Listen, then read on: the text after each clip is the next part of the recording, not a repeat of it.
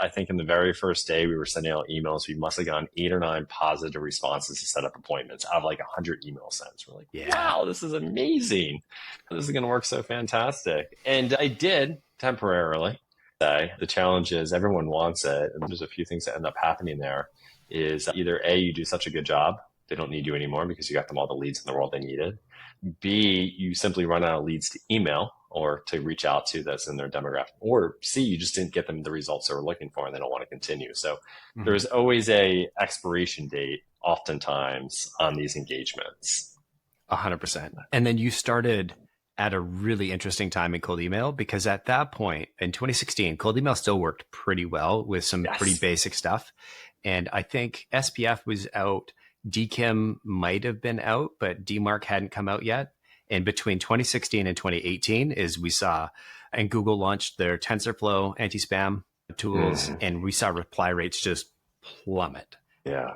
And so that must have been like, oh, we're geniuses, we're kings of the world. And then a year later, just the bottom's falling out of the business. Yeah, very quickly we pivoted.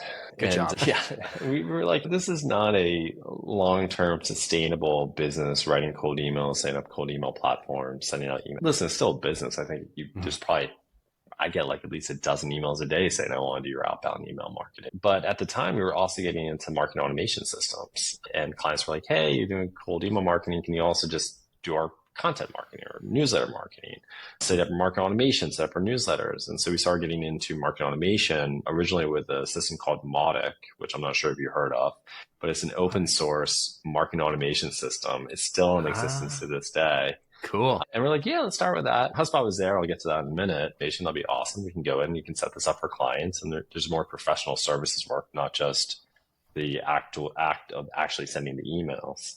And so, started using Mautic, and then we learned pretty quickly there's when you deal with open source, it sometimes does stuff on its own, such as send a million emails that was never meant to be sent. Yeah. So we had a few of those instances.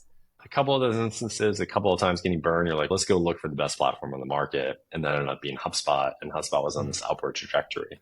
So around 2017, 2018, we became HubSpot partners and started to grow from there and just switch what we were focused on.